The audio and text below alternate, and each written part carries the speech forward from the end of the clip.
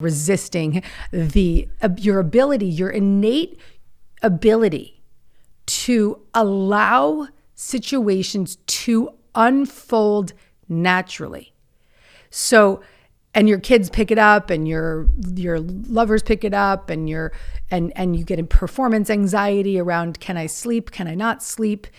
So a lot of this is about, and there's some practical things I want to talk about today too, for him and for his sake, because I think that because I've lived this, and I've mastered sleep hygiene. I've gone from 0 hours a night to 10 hours a night.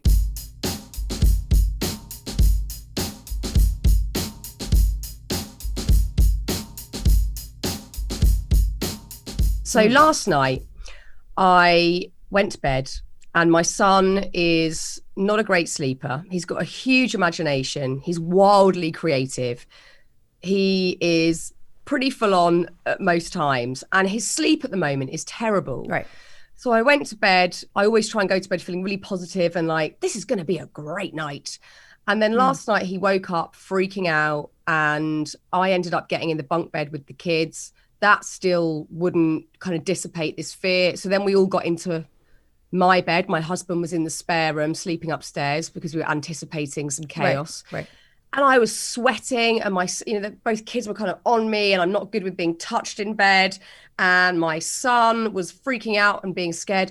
And the thing I want to get into today with you, one of the things is the notion of what you resist persists. Because last night I kept going back to that, and I kept saying to myself, embrace this fear, embrace your irritation, embrace your worry that tomorrow is going to be a complete write-off.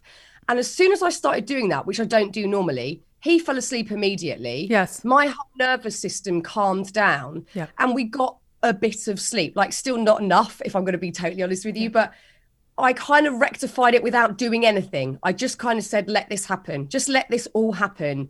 Because when I get into fighter mode of, what can I do to stop this? And what's wrong? Why does he keep doing this? It's just awful and feels so much worse. So one of the big thoughts for me today is just go back to what you resist persists. Good one.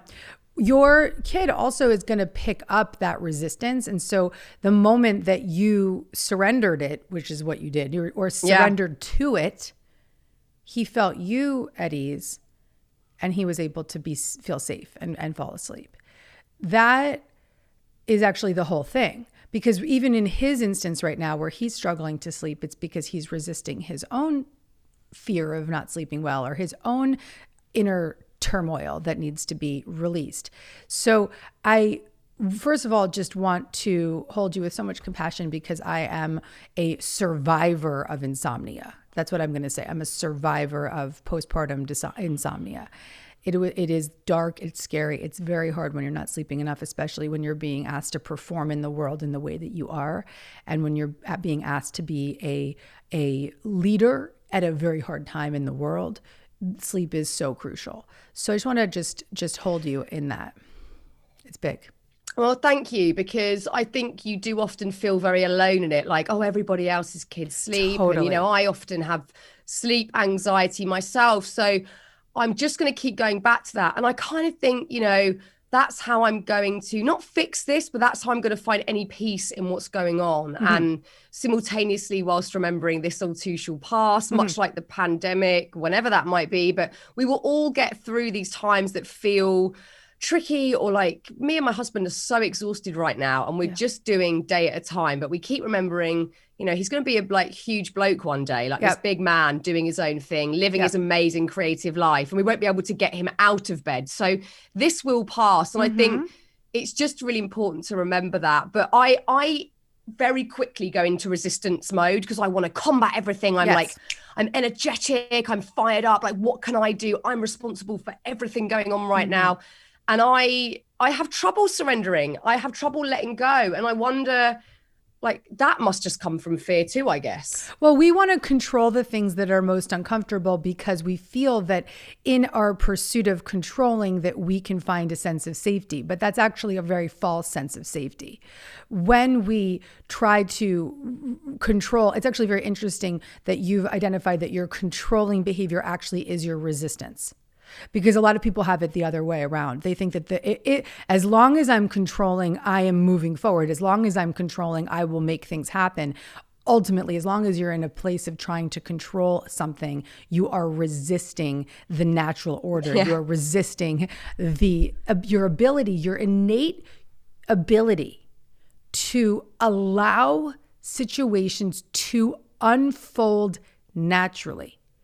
So, and your kids pick it up, and your lovers pick it up, and you get a performance anxiety around, can I sleep? Can I not sleep? So a lot of this is about, and there's some practical things I want to talk about today too, for him and for his sake, because I think that because I've lived this, I've mastered sleep hygiene. I've gone from 0 hours a night to 10 hours a night without any CBD or anything. I just go to bed. And that's one of my greatest accomplishments in life. So I want to help you with that. But the biggest thing is for you to master the art of allowing. And in effect, he will start to feel that. I think even just that in itself, my love, is actually this interesting turning point for him. Our kids, no matter how old they are, my kids 2, your kids, how old is he? He'll be 8 next month, and then my daughter's 5. 8 is a big one, right? He is picking up the tension, the fear, the chaos. If anyone that's listening or watching right now, if your child is struggling to sleep right now, or if you personally are struggling to sleep right now, let yourself off the hook. This is a difficult time that we are living through. This is a horrific experience to be living through. That's real. If you and your husband have to go one night right now, just give yourself full permission to be in the acceptance of what is, because this is a difficult time. And even that, Fearne, gives you that sense of relief. To just be like, okay. Don't you think that that's, the biggest lesson we can all learn as parents? And it's not easy. You want to protect these little monkeys and make sure that you do everything you can so that they're, safe, feel loved, etc. I mean, I don't always succeed at that, but it's certainly at the core of how I feel about my children, that sort of innate protective lioness sort of energy. And letting go feels often counterintuitive, because you want to protect them and keep them safe. So letting go feels a little bit dangerous. And I think it's possibly, as they get older, the hardest but most potent lessons that we can really cultivate. Letting go is the scariest thing in the whole world. But it's also the most freeing thing that we can do, because when we don't look, you and I are action-oriented women, which is a great thing. There's nothing wrong with that. Getting into action is a very important quality.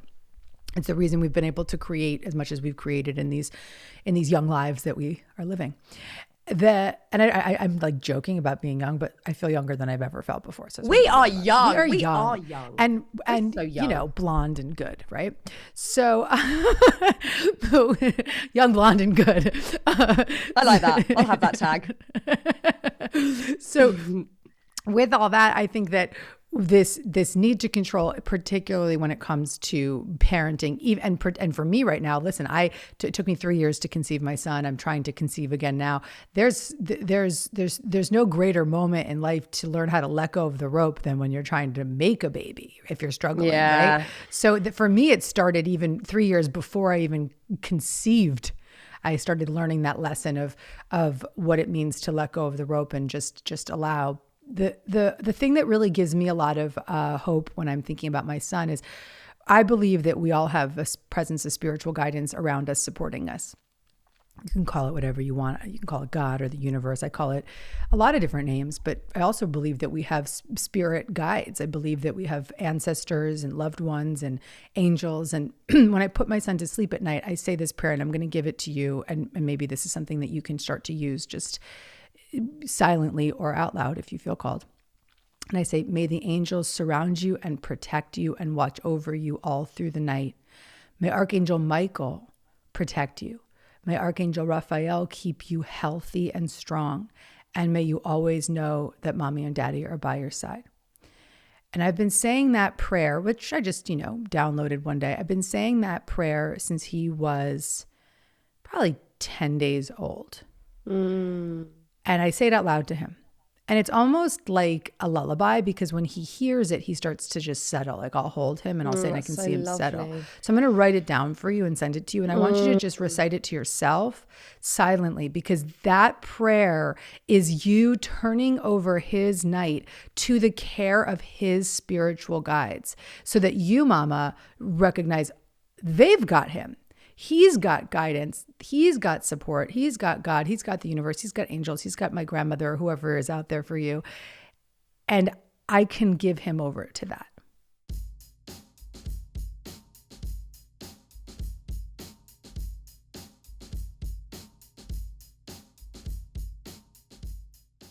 If you like this video and you want to get more Gabby, check out the next one right over here.